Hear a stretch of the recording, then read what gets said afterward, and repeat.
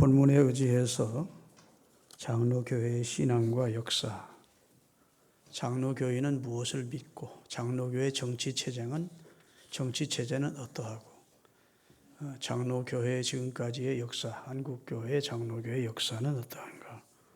짧은 시일에 말씀드리기가 시간에 쉽지는 않지만 좀 빨리빨리 말씀을 전하면서 오늘 교회 총회 설립 110주년 기념 내용의 말씀을 전하고자 합니다. 오늘 일부 예배도 제가 설교했습니다. 원래 일부 예배는 동사 목사님이 하시는데 동사 목사님께서 오늘은 중요한 내용이니까 담임 목사님이 1, 2부 다 하시죠. 그래서 그리 하자 해서 제가 1, 2부를 다 했는데 물론 동사 목사님도 잘 전할 수 있지만 오늘은 통일성을 기하기 위해서 제가 1, 2부를 다 하고 오후 예배는 이제 동사 목사님이 전하기로 했습니다. 여러분과 저는 그리스도인입니다. 그리스도의 사람, 그리스도를 주로 믿는 사람들이죠. 영어로는 크리스천입니다. 그리스도인 가운데 여러분과 저는 장로교인입니다. 장로교인이 교리적 신앙 내용이 무엇이고 장로교회는 어떤 정치 체계를 가지고 있는지를 모르면서 그냥 장로교회의 신자로 신앙생활하는 분이 이 가운데 많이 있을 줄 알아요. 오늘은 그 내용을 잘 배우면서 여러분이 그리스도인 된 것은 물론 2차 감사한 일이고 또 장로교인 된 것도 감사한 일이다. 그렇게 말씀이 이해가 될 것입니다. 그렇게 이해되시는 은혜가 있기를 바라겠어요. 우리 한국교회는 70%가 장로교인입니다. 기독교인 가운데. 곳곳에 하나님의 교회가 세워졌고 특별히 전국 방방곳곳에 장로교회가 많이 세워져 있고 절대 다수가 이제 장로교인들입니다. 장로교회의 시작은 한국 개신교의 시작과 같습니다. 왜냐하면 장로교 선교사들이 들어와서 복음을 전해주기 시작해서 장로교회가 많이 세워지게 된 것이죠. 대한민국은 복음이 전래되기 전에 중국을 통해서 일본을 통해서 먼저 성경이 번역되어 쪽복음이라고 하는 복음서가 번역되어 우리 백성들 가운데 읽혀지고 있었습니다. 서상륜이라는 첫 장로교인, 그분이 이제 성경을 우리말로 번역해서 가지고 나누고 일본의 박영호라는 개혁사를 고용의 밀명을 받아갔던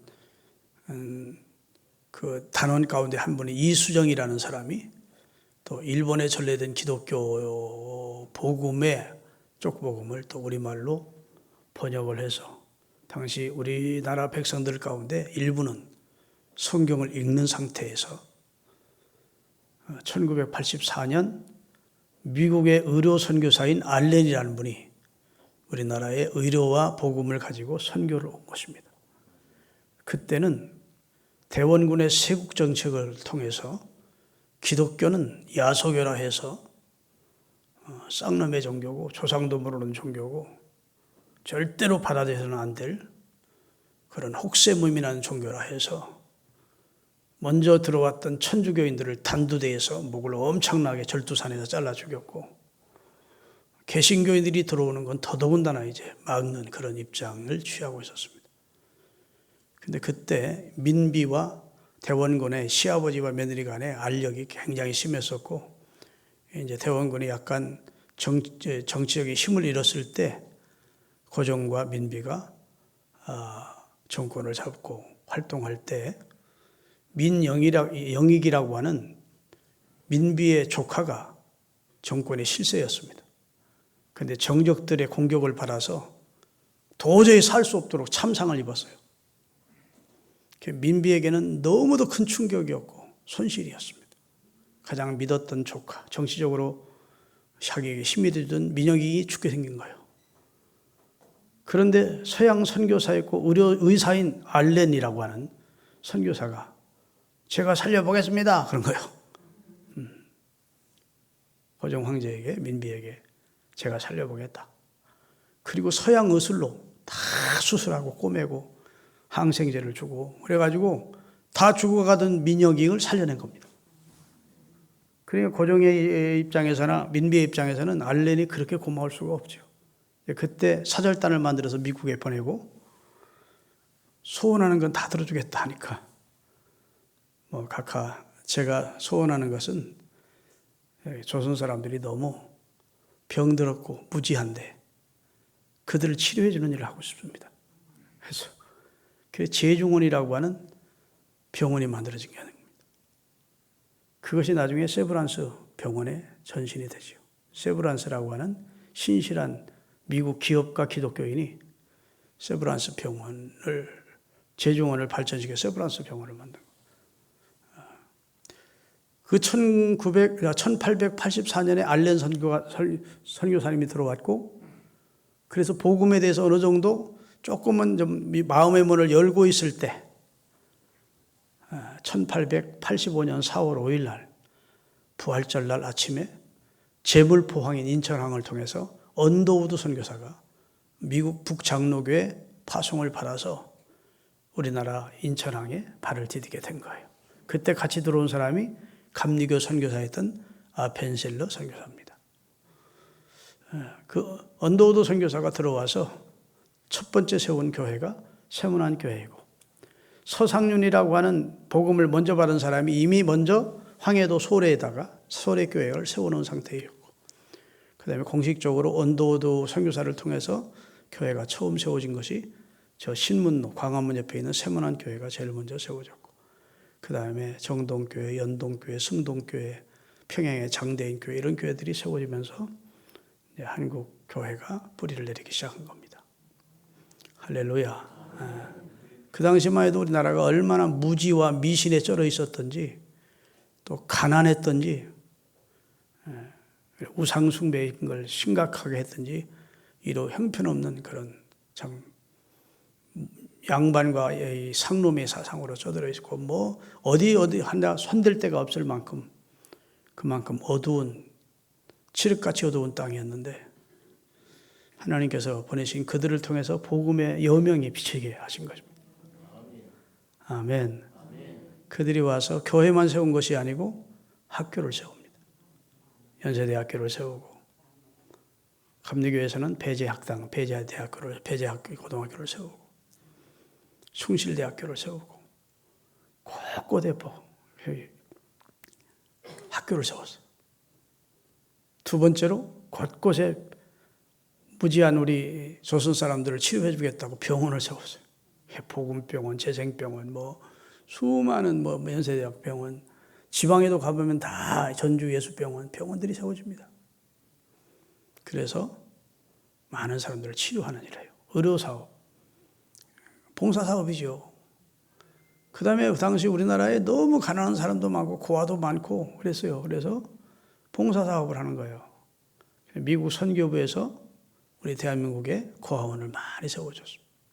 모자원이라고 해서 홀로 된 과부들, 그 당시에는 직장이 없었어요. 지금처럼 여자들 얼마든지 직장 잡을 수 있는 시대가 아니었다고. 그들의 생계와 삶을 위해서 모자원을 세워주고 고아원을 세워주고. 그 당시 우리나라는 너무 가난해서 복지라는 단어조차 없었던 시대입니다. 국가가 복지를 담당할 만한 그런 재력이나 힘이 없었어요. 그것을 교회가 담당한 겁니다. 아멘. 그래서 아무리 기독교의 적대적인 사람도 공부 좀 한 사람이면 한국 교회가 우리나라에 이바지한 공헌이 크다는 것을 인정하지 않을 수 없어요. 민주화를 위해서도 큰 일을 했고, 미국 선교부와 연결해서 어려운 사람들 밀가루 갖다 주고 옷 갖다 주고,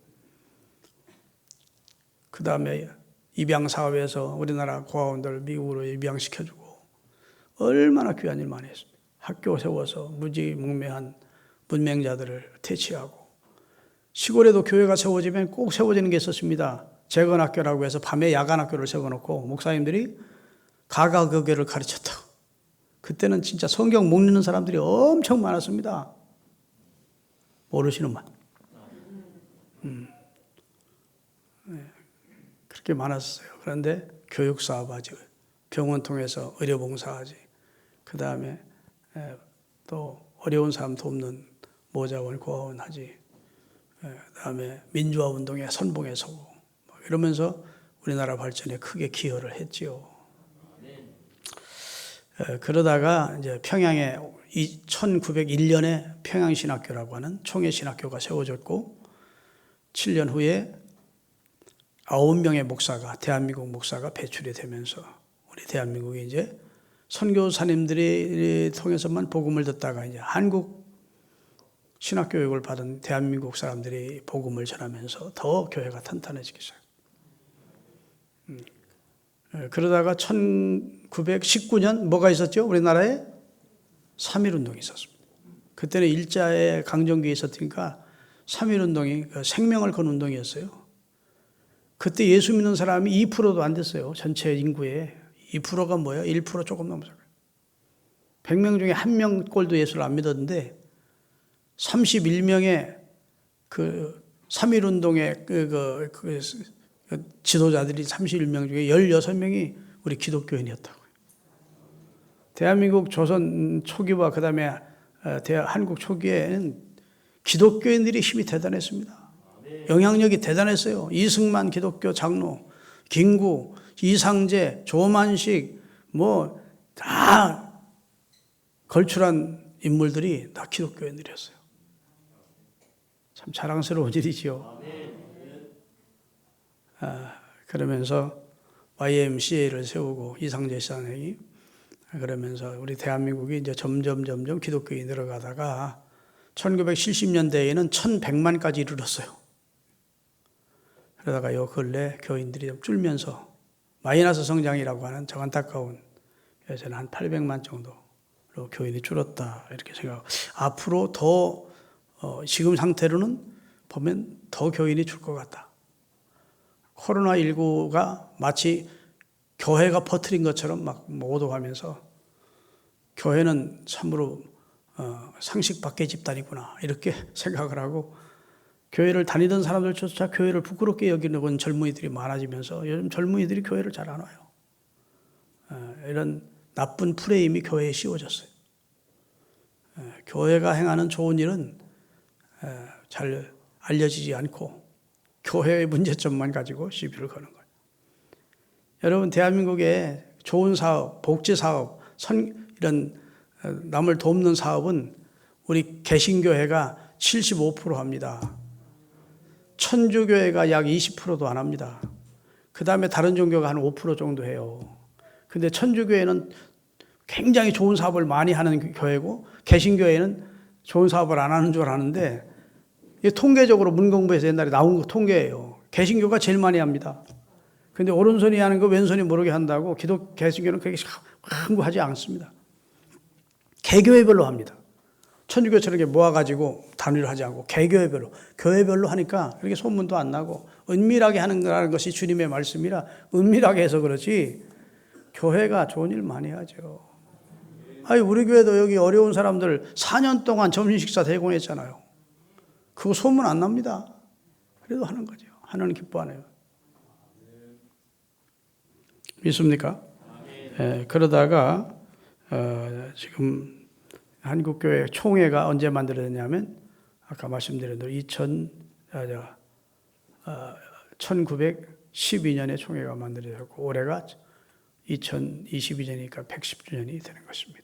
그래서 이번 총회는 110주년 총회입니다. 9월 18일부터 한 4박 5일 동안 총회가 열립니다. 여하튼 우리 지금 우리 장로교 우리 교단 교인들이 약 120만 명 됩니다. 대한민국에서 최고 큰 교단이죠. 교회는 약 1만 2천 교회 됩니다. 통합측 그 다음에 큰 교단이 통합측 명성교회에 속해 있는 통합측인데 거기는 한 8천 교회 됩니다. 그러니까 전 세계적으로 하면 교회 교단으로 치면 우리 합동측 교단이 두 번째로 크다고 그래요. 그만큼 큰 교단에 속해 있는 장로교 합동측이 저와 여러분이 속한 교단입니다. 아니 뭐 목사님 그게 뭐가 중요합니까? 이제부터 이제 말씀을 들으면 내가 여러분이 좀 자긍심을 가질 수 있는 입장이 될 거예요. 지금 대한민국이 기독교인이 점점 줄어가고 있죠. 안타까운 일이에요. 하나님이 단번에 부흥시켜주는 방법이 하나 있습니다. 하나님은 방법을 잘 알 거예요. 대한민국을 한번 치시면 됩니다. 사람이요, 배가 부르면 포만감 때문에 식곤증도 오고 영적으로 졸고 자고 하나님의 필요성을 안 느껴요. 하나님을 절대로 구하고 하나님의 도움을 구하는 겸손함이 사라집니다. 성경 사사기 역사를 보면 사사기 때 평안하면 하나님 떠나고 어려움 당하면 아이고 하나님 도와주세요 하면 하나님 사사를 보냈어. 또 평안하면 하나님 떠나. 죽겠으면 다 하나님께로 돌아. 하나님 살려주세요 그래. 대한민국이 지금 교만합니다. 대한민국이 영적 포만감에 이런 교만이 가득 차 있어요. 여러분 개인도 하나님이 한번 치시면 평소에 하나님 찾지 않던 사람도 신앙생활 개떡같이 하던 사람도 찰떡같이 해요. 한번 하나님께 말을 맞아놓으면. 아멘 안 하시네? 하나님 찾아요. 사람은 하나님 도와주십시오. 가정도 한번 하나님이 치시면 하나님께 돌아오게 돼 있어. 경제적으로 치시든 가정 인간관계로 치시든 질병으로 치든 하나님을 찾게 돼 있어요. 나라도 지금 너무 우리 민족이 부강하고 풍요로운 나라가 됐어요. 하나님을 굳이 찾지 않습니다. 꼭 성경 사사기의 역사가 우리가 지금 그 전철을 밟고 있는 거예요. 하나님이 한번 매를 들면 우리나라가 급전직하할 수 있고 그렇게 되면 옛날에 복음을 들었던 사람 어쩌다 한 번씩 예배드렸던 사람은 다 하나님 찾게 돼 있어. 교회로 몰려나오게 돼 있어. 하나님이 그런 극단적인 방법을 안 쓰니까 망정이지. 미국 사람들도요. 신앙생활 태만하게 하다가 지난번 9.11 테러 사건으로 쌍둥이 빌딩이 2개 무너지니까 교회마다 교인 수가 20% 늘었대. 겁대기들이 많지. 그 큰 나라도 겁나니까 아이고 하나님 하고 교회마다 부흥됐다는데 우리 대한민국 조그만 나라가 전쟁이 참화에 휘말려보고 우리나라가 그렇게 가난해 다시 전쟁 가난해지고 어려움 당해 보세요. 다 하나님 앞에 나와서 살려달라고. 하나님이 그런 방법은 잘 안 쓰셔. 어떤 때는 하도 나라가 교만하고 하나님을 거역하고 그러니까 하나님이 한번 그런 방법 썼으면 좋겠다. 이런 생각이 들다가도 아이고 안 되지 하고. 여러분 우리 평안할 때 하나님의 축복을 누릴 때 그때도 감사하면서 하나님 사랑해야 하나님이 그 축복이 녹는 오래 갈 수 있도록 은혜를 주시는 것이지. 금방 하나님 떠나고 하나님 배반하고 자기 힘과 자기 능력으로 사는 줄 껍적거리고 교만하고 그러면 안 돼. 하나님의 은혜 안에 머무는 여러분이 되시기를 주의 이름으로 축원합니다. 그러면 교회의 정치에 대해서 좀 말씀을 드릴래요. 교회의 정치 원리는 첫째는 신본주의입니다. 하나님을 인정하는 정치예요. 하나님 없는 인간들만의 정치가 아니에요. 두 번째로 예수 그리스도가 통치한다는 믿음을 갖고 교회는 운영이 됩니다. 교회를 통치하시는 분은 예수님이시다. 그리고 교회의 통치의 기준이 뭐냐? 성경, 곧 하나님의 말씀입니다. 그래서 하나님의 말씀의 권위를 인정하는 것이 교회입니다. 그래서 교회 정치의 기초는 예수 그리스도의 통치라는 점이고 그 정치에는 신본주의에 서 있는 것이고 그리고 하나님의 말씀인 성경의 권위에 그 권위를 둡니다. 하나님이 말씀하셨다면 토를 달면 안 되는 거예요. 아멘. 그래서 옛날 빌리교란 목사님이 설교할 때 바이블셋 설교하죠. 마지막에 하나님이 말씀하셨다 그러면 토를 못 다는 거예요. 내 생각에는 이렇습니다 하면 목사님 생각은 그래도 나 생각은 안 그런데 하면 할 말이 없지만 하나님이 말씀하셨다. 성경이 말했다. 바이블셋. 그러면 어떻게 토를 달아? 교회는 하나님의 말씀 위에 말씀의 권위를 인정하는 거예요. 그래야 통치가 가능해요. 목사의 권위에 복종해, 장로의 권위에 복종해, 그러면 안 돼요. 하나님의 말씀의 권위요. 그리고 그리스도께서 교회의 통치자시다, 머리시다. 우리는 그에게 붙어있는 지체에 지나지 않는다. 이것을 인정하는 것이 교회 정치입니다. 할렐루야. 그리고 교회 정치는 그 교리적 신념에 따라서 양태가 나눕니다. 감독 정치, 장로의 정치, 그리고 회중 정치로 구별이 돼요. 천주교까지 치면 교황 정치까지 포함할 수 있는데, 천주교는 우리 기독교에서는, 개신교에서는 제껴 놓는 거니까 교황 정치는 빼고 감독 정치, 장로의 정치, 회중 정치 제도가 있습니다. 이 세 정치 제도는 달리 하지만 본질적으로 그 근거와 목적과 시행은 성경의 기초를 둡니다. 초대교회 때는 아마 감독 정치가 시행됐던 것 같아요. 그래서 야고보가 초대 감독이었습니다. 아멘. 감독 정치를 하다가 세월이 감에 따라 감독 정치의 폐해가 나타나게 돼요. 교황 정치의 폐해가 나타난 거예요. 교황이 무효하다. 교황의 결정이나 교황의 명령에는 오류가 없다. 사람인데 어떻게 무효할 수가 있어요? 그리고 속죄권도 팔고 성직 매매도 하고 각종 성경에 벗어난 교리를 만들어서 교인들에게 알리면서 그래도 교황은 잘못이 없대. 그러니까 중세 기독교가 타락하게 된 겁니다. 그래서 마틴 루터라고 하는 천주교의 신부였던 선각자 선부님이 천주교의 95개 조항에 질문을 던지면서 왜 성경에는 그렇게 되어 있는데 당신들이 이렇게 하느냐 하고 질문을 던지면서 종교개혁이 시작됐고, 그렇게 돼서 탄생된 것이 개신교회입니다. 여러분과 저는 구교에 속해 있지 않고 개신교에 속해 있는 성도들입니다. 다시 말해서 개혁교회입니다. 개혁교회. 아멘. 자, 그러면 회중정치라는 정치체제가 있는데 개교회적 독립제도입니다.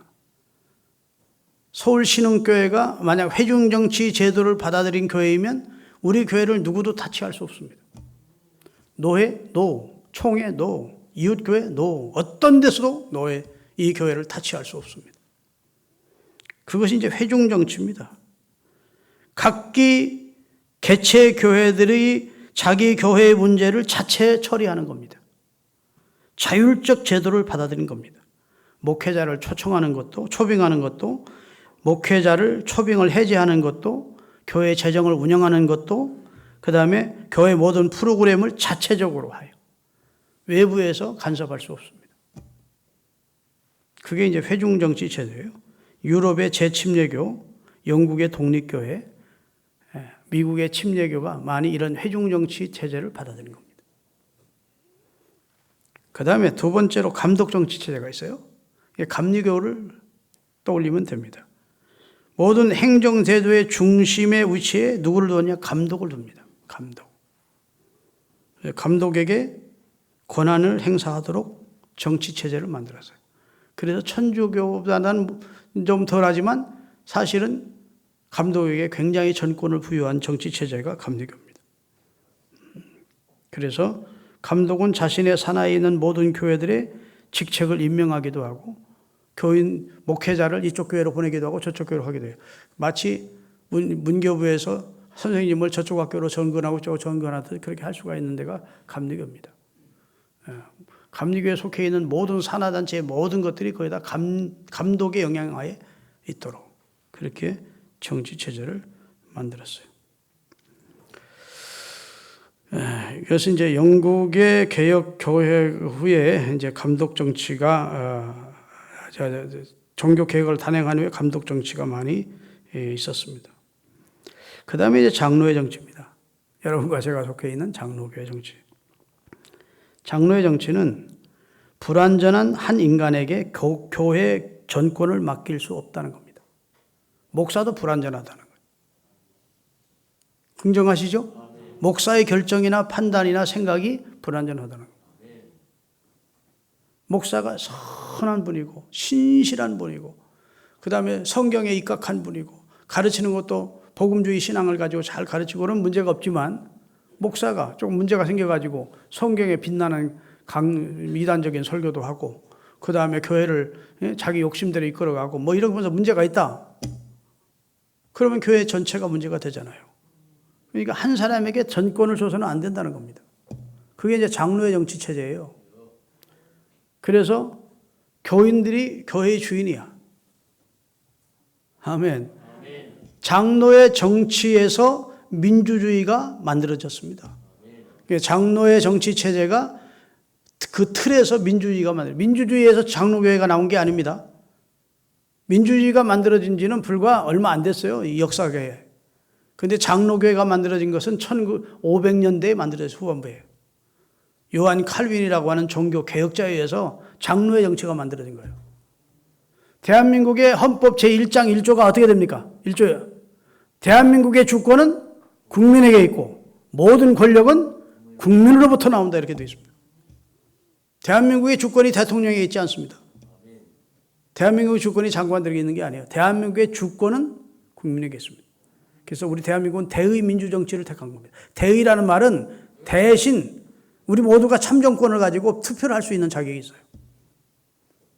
그래야 안 그래요? 투표를 해요. 대통령도 우리 손으로 세웁니다.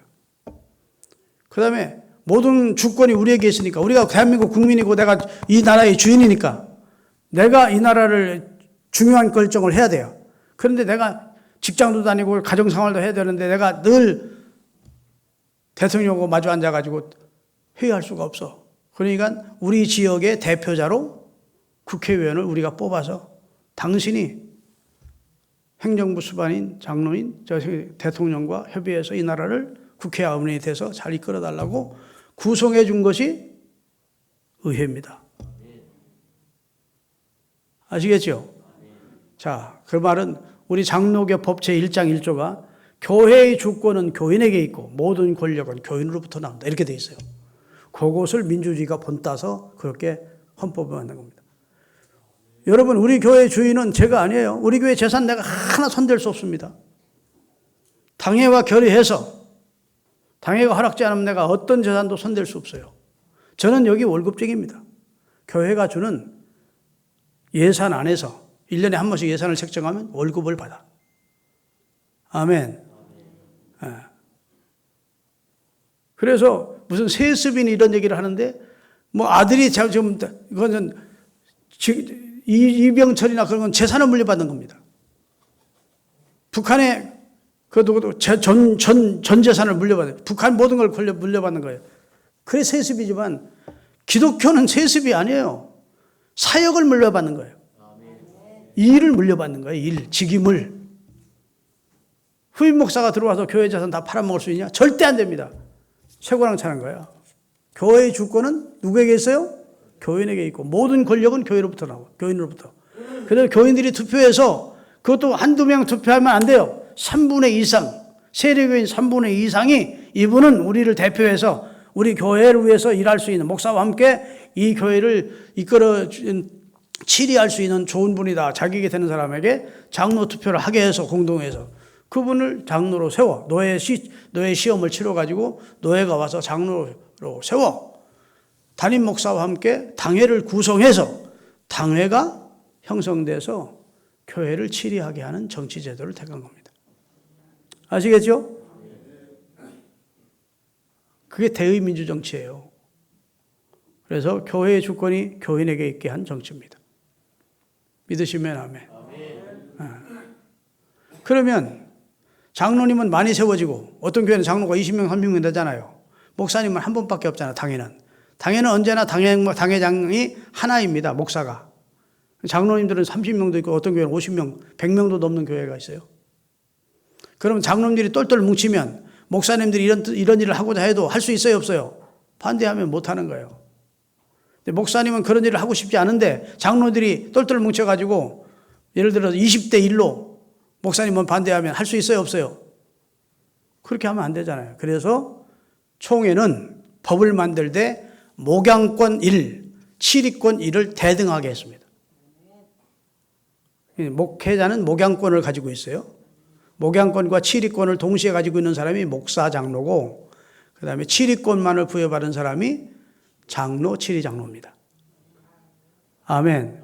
그래서 목사는 강도권이 있어요. 강단에서 말씀을 전하는 강도권. 이 말씀을 전하는 설교권이 있고, 그 다음에 성례를 집행할 수 있는 성례 집행권이 있고, 모든 교회 회의의 의장이 되는 겁니다. 재직회도 의장, 공동회도 의장, 당회도 의장이 되는 거예요. 그 고개라도 끄덕이세요. 그런데 장로님들이 목사가 볼 때 이건 신앙 양심에도 맞지 않고, 양심 자유 원리라는 게 있거든요, 헌법에. 이건 신앙 양심에도 맞지 않는데 장로들이 똘똘 뭉쳐가지고 이건 주님도 기뻐하지 않을 일인데 목사님 이렇게 합시다 하면 담임 목사인 당회장이 거부할 수 있을까요, 없을까요? 거부권을 행사할 수가 있습니다. 우리나라도 검수완박을 만들었는데 대통령이 임기 바로 직전에 그거 거부권 행사 안 하고 통과시켜줌으로 통과됐어요. 그런데 만약 거부권을 행사하면 통과가 안 되는 거예요. 전체 국회의원들이 다 올려도 대통령이 이건 아니다 싶으면 거부권을 행사할 수 있어요. 그게 민주주의입니다. 아시겠습니까? 그래서 한 사람이라도 10명이든 20명이든 장로님들이 똑같이 해가지고 교회를 자기 장로님들 뜻대로 하려고 여기 압박해도 목사가, 당회장이 찬반을 묻지 않을 수 있는 권리를 주었습니다. 동의 제청을 묻지 않을 수 있어요. 그리고 나는 양심상 그것은 동의 못합니다 하고 거부할 수 있다고. 그래서 장로교회가 평형을 유지하도록, 치리권과 목양권이 평형을 유지하면서 평화를 유지해 갈 수 있도록 만든 제도가 장로교입니다. 그 장로교회는 교회 자체의 권위가 별로 없어요. 장로교회는 노회가 교회의 수장입니다. 노회 지도에 있어. 아멘. 목사를 파송하는 것도, 목사를 면직하는 것도, 교회가 행하는 모든 일에 장로를 시취하는 것도 다 노회가 합니다. 목사가, 그 개교회 목사가 장로 시험 보고 장로 줄 수 없어요. 노회의 허락을 받아야 돼요. 우리 교회 세리교인이 몇 명이니까 장로 몇 명 더 세워도 법적으로 허락이 됩니다. 우리 교회가 장로를 몇 명 더 증언을 하겠습니다. 노회가 허락을 해 주는 겁니다. 그러면 교회 권고하고 몇 명을 허락받은 다음에 공동회 투표를 해요. 이렇게 투표해서 이분들이 당선이 됐습니다. 비택이 됐습니다. 이제 장로 고시 벌수게 해주세요 하고 또 노회 허락을 받아야 됩니다. 그러면 노회에서 언제 몇 월 며칠 날 노회 고시가 있으니까 와라 하고 노회 고시. 거의 다 노회의 지도 아래에 있는 것입니다. 아시겠습니까? 그래서 교회는요, 알아야 돼요. 여러분들이 이제 공동회를 딱 열고, 여러분이 이제 우리 교회 거의 운영권과 그 다음에 치리권을 장로님들에게 일임한 겁니다. 그래서 장로를 세워준 거예요. 아시겠죠? 그래서 당회가 어떤 결정을 했다. 그리고 그 결정을 공동회 앞에 내놓으면 그게 법적으로 여러분들이 굳이 나는 안 됩니다 하고 반대하는 것은 별로 덕스럽지 않습니다. 왜냐하면 그분들에게 그런 결정을 할 수 있는 권한을 주고 투표를 해준 분들이, 그리고 그 권위에 복종하겠다고 장로가 세워질 때 서약을 한 분들이 당회가 어떤 결정을 해놓고 내놓는데 나는 못합니다, 싫습니다, 이것은 그럴 수는 있지만 그것은 논리적으로 질서적으로는 맞지 않는다고 말이에요. 할 수 있으면 당회가 결정한 대로 하겠습니다, 이게 맞습니다. 그 다음에 이게 정치벽으로 온 거 아니니까. 그 다음에 이제 중요한 것은 장로교회는 무엇을 믿는가입니다. 장로교회와 감리교회가 다른 점이 있습니다. 장로교회는 칼빈주의라서 하나님의 절대 주권과 인간은 전적 타락한 존재라는 사실과, 그 다음에 불가항력적인 하나님의 은혜가 우리에게 임해야만 우리가 구원을 받는다는 거예요. 주는 그리스도시요 살아계신 하나님의 아들입니다라고 이렇게 고백한 것은 베드로의 의지에서 나온 게 아니라는 겁니다. 베드로의 의지에서 나온 결정이 아니고, 베드로가 남보다 지혜로워서 깨달은 게 아니고, 베드로에게서 나온 게 아니고, 하나님, 예수님이 분명히 정리해 주잖아. 이것을 네게 알게 하니는 하늘에 계신 내 아버지다. 너 구원에 이르는 고백을 하게 한 분이 하나님이야, 그 말이에요. 아멘. 근데 감리교회는 그렇게 말하지 않습니다. 감리교회는 알미니안주의라 해서 인간은 전적 타락을 아담과 하와는 했지만 그 후에 태어나는 모든 인생에게는 하나님이 선행적인 은혜를 주어서 완전 타락은 아니다. 어느 정도 선을 행할 수 있는 능력이 사람에게 있다. 하나님의 선택과 인간이 예하고 신과 인간이 합일이 될 때, 협동작전이 될 때 인간은 구원받는다. 이렇게 주장합니다. 그럴듯하죠. 하나님이 은혜를 주실 때 인간이 그 은혜를 거부하지 않고, 그렇습니다. 저도 하나님의 은혜를 받아들이겠습니다 하고 내가 내 의지로 하나님을 용접해야 내가 구원을 받는다. 그러니까 전적인 하나님의 은혜가 아니다. 일부 내 의지와 내 선택이 있었다. 그런 겁니다. 그렇습니까?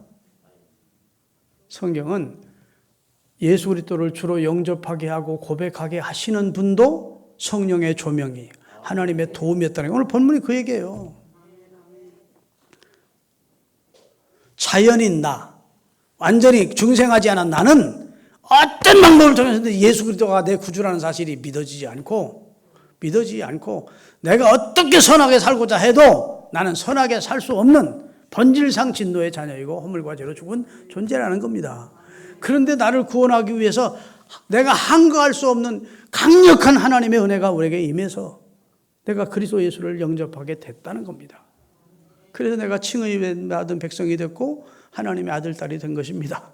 그게 이제 장로교 교리인데, 감리교에서는 알미니안주의는 인간이 구원 얻는 것은 하나님과 인간의 협동작전을 통해서 구원이 가능하고, 그다음에 한 번 얻은 구원도 중간에 상실할 수 있다는 겁니다. 예수를 믿다가 죄를 범하고 그리스도를 부인하고 그러면 구원 얻은 것이 상실된다. 얼마나 겁나는 얘기예요. 구원에 감격이 있을 수가 없는 겁니다. 근데 우리 장로교회는 무슨 소리? 그리스도 안에 있으면 이제부터 정죄함이 없고 생명의 성령의 법 안에서 그리스도 안에서 새롭게 됐고, 할렐루야. 그 사람은 정죄가 없다는 거예요. 하나님이 구원하기로 작정해놓고 그 사람을 구원을 못 시킨다면 하나님이 무능한 분이라는 거예요. 하나님이 실패자라는 거예요. 하나님이 한번 점 찍었으면 그 사람은 구원하는 겁니다. 여러분, 요즘 유도탄이라는 탄이 있습니다. 유도탄이라는 탄은 저쪽에서 지금 뭐 수십 킬로 바깥에서 탱크가 움직여요. 그런데 그 탱크가 막 빨리 움직여서 요새는 막 7, 80킬로로 탱크가 빠르더라고. 그런데 여기서 포를 쏘면 백발백중 가서 맞춥니다. 몇십 킬로에서 저 바깥에서 쐈는데 어떻게 가능한 줄 아십니까? 먼저 레이저 빛이 가서 그 사물을 빛이 갔다 오는 거예요. 그래서 빛을 딱 그 쏘아야 될 물체에 붓을 먼저 레이저를 발사해. 그리고 와. 그 다음에 버튼을 누르면 그걸 따라가. 이렇게. 정확히 맞아. 하나님의 영이 여러분과 저를 구원하시기로 빛을 먼저 쏘셨어요. 내가 어떤 방법으로 가든 하나님은 나를 맞추셔. 그래서 합력해서 선을 이룬다는 말이 무슨 말이에요? 어떤 방법을 통해서 하나님은 결국은 그 사람을 구원시킨다는 말이에요. 합력해서 선을 이룬다는 말이 무슨 말입니까? 구원을 못 받았다면 그게 무슨 선을 이루는 거예요? 이 말은 하나님을 사랑하는 자, 곧 그 뜻대로 부르심을 받은 자들은 모든 것이 합력하여 결국은 구원에 이르게 해주신다. 그런 뜻이거든요. 그러니까 여러분과 저는 전적 타락, 아멘, 선택 구원, 불가항력적 은혜, 성도의 견인, 하나님이 우리를 성령으로 견인해가지고 그 다음에 마지막 영화롭게 하는 구원을 이루게 되는 거예요. 그건 우리는 이게 칼빈주의를 믿는 겁니다. 그런데 이제 알미니안주의는 좀 달라요. 그렇다고 감리교는 이단이라고 할 수 없습니다. 약간 믿음의 방향이 조금 달라서 그렇지 예수 그리스도를 그들도 구주로 영접하고 예수 그리스도를 고백하고 할렐루야 사도신경을 같이 고백하고 우리와 다르지 않아요. 그래서 나는 여러분이 혹시 이사를 가서 어느 교회를 정할까요? 그러면 가까운 데 장로교회에 있으면 장로교회로 가라 할 겁니다. 근데 목사님 장로교회가 없어요. 그러면 감리교회 나가세요. 그럴 거예요. 왜? 감리교회도 하나님의 구원을 선포하고 그리스도의 복음을 전하니까. 믿으십니까? 옆에 침례교회가 있어요. 그럼 침례교회 나가세요. 그럴 거예요. 할 수 있는 대로 장로교 가면 좋지만 굳이 장로교만이 구원이 있다. 그럴 수는 없어요. 네, 여러분과 저는 장로교인이라는 것은 자긍심을 가질 만한 일입니다. 왜냐하면 어떤 한 개인에게 독주할 수 있는 그런 권한을 주어서 엉터리로 교회를 이끌어갈 수 없게끔 제도적 장치를 마련해서 서로 협의하에 하나님이 기뻐하는 교회를 이루어가자는 장로의 정치를 받아들인 교회의 교인이 됐다는 사실에 감사하실 수 있기를 바랍니다. 오늘 교리 얘기하고 역사 얘기해서 좀 딱딱했을 텐데 잘 들어주셔서 감사합니다. 기도하겠습니다.